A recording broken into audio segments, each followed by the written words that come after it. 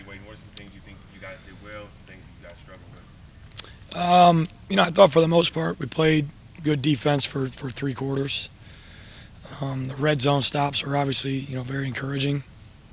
Um, I think we missed too many opportunities in the game.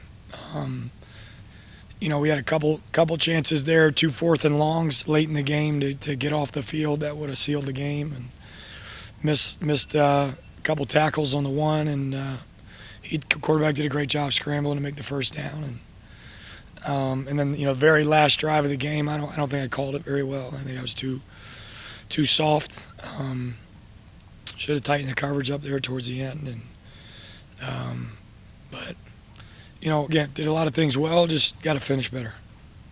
And then so when you evaluate a game after a win, is it different than evaluating after a loss in terms of what you hone in on? Because the mistakes you made after a win, you still came out with the win. Does that differ at all? No. You try to evaluate it all equally. The only thing you can't fix is a loss. So you got to find a way to win the game and then get it all fixed. But obviously we didn't. We lost the game, so it was very, very disappointing. Well, Coach, that fourth quarter, it just seemed like. Do you think the team became too lax, where they gave up what I think it was 4 scores late, and ultimately that's what gave Houston that late lead? Yeah, I don't know if we took our foot off the gas or I probably called it too conservatively there, and and then you look at the end of the game there, defense on the field, a lot of plays, and then the onside, we're right back out. So I think we probably wore out a little bit also. How do you dial a team back into focus, knowing that they got the rest of the year to look forward to, and that one game doesn't define Yeah. the season? Sure. We talked to him. We're very honest with him, and try to fix what needs to be fixed, and just communicated that it's disappointing. It's a disappointing loss, a disappointing game, a disappointing way to lose a game. The kids played really, really hard, and they deserve to win that game, but it's disappointing. It's not devastating. There's a difference, and so as you guys mentioned, we got to continue to correct the things that need to be corrected, and find a way to go win the next one. When you say it's not disappointing, when you say it's more disappointing than devastating, what do you think the difference is in terms of just kind of how to process it? Where obviously one word is a little bit more loaded than the other, but what's the difference in your mind between this being more disappointing and just say devastating in your mind? Well, at the end of the day, we play a game, so there are levels of disappointment in this game, but very little is devastating. But for serious injury, that's what's devastating. So disappointing to lose a game. Obviously, that's not why we're here. But quite frankly, there's too much going on in the world to view playing a game as devastating. And so with that, you guys obviously, you played well for 3 quarters. So do you kind of take the positives of those 3 quarters going into this week and just look at the fourth and just say, hey, we're going to just sharpen up the things a little bit more because of the positive, or just do the negative stand out a little bit more because of the end? Always, whether you win or lose, as we said, you're always trying to get things fixed and improve.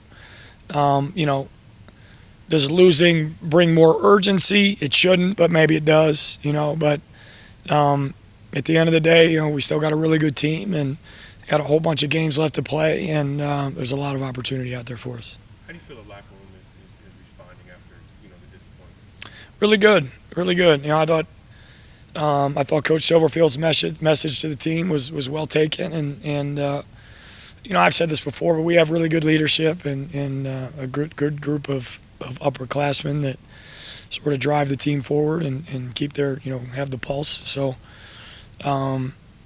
it's tough. The highs are high, but the lows are really low. So we'll count on those guys that have been through it before to pull us through. Going into this ECU game, does this offense remind you similar to what you guys have seen so far, just with their variety, with their run game and their passing attack a little bit? Yeah, they do a great job. quarterback is a really, really good player. I think he's similar to the kid we just played, and I thought he was outstanding. I think this guy is as good, if not better. You know, he's seen it all. He can scramble, he can run, he can make all the throws. He makes the throws from different arm slots. He can make them all. And it's a really big receiving core. They do a great job of pushing off and using their bodies. And they just kind of stiff arm you down the field, which it is what it is. You know, so we got to get on top of routes and do a great job there. And then I know the starting tailback's out, but those other guys that carry the ball are dynamite. I mean, they can really go. And then they've got some very dynamic tight ends and a pretty veteran offensive line. So part of the league, you know, it's a really good league. I believe it's one of the best 3 leagues in college football, and you know, we're going to have a tough challenge every week. Versatility-wise, does this kind of remind of anything? And again, just to be sure, like Mississippi State with the air raid, Houston obviously had that big, you know, obviously their big receiver in Dell, but like just the variety percent, is it more challenging because they have so many more weapons who can do some things? Yeah, it's definitely a challenge, and they do a great job, as you mentioned. You know, it's not tilted like Navy's tilted to the run or Mississippi State's tilted to the pass. They are balanced, and there's just threats all over the field. I mean, again, the quarterback does a great job getting them the ball, so be challenging. Man, I was talking to Quindell, and he, about halfway through his high school year, he played quarterback.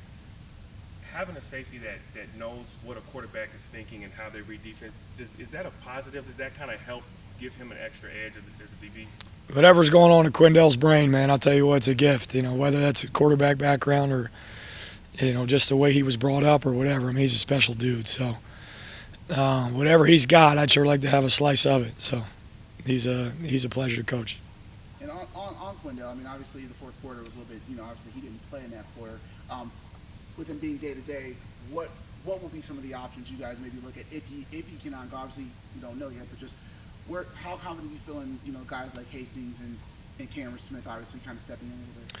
Yeah, we feel very confident in those guys. You know, they practiced well all week. They've really practiced well all season.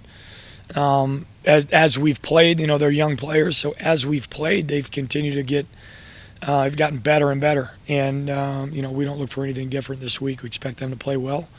And we're, you know, hopeful that Quindell has a chance to play also.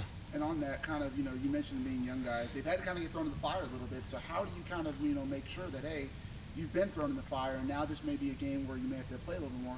How does that experience help them now, you know, going into a game where maybe their role could be increased a little bit more? Yeah, I think, you know, I've said this before, that there's no substitute for in-game experience. You know, we can practice and practice and practice, but until you feel the stress of the game and under the lights and the anxiety and, you know, there's so much human element in it, you know, and there's just nothing like experience. So again, expectation is for those guys to continue to improve as we go. Thank you, guys.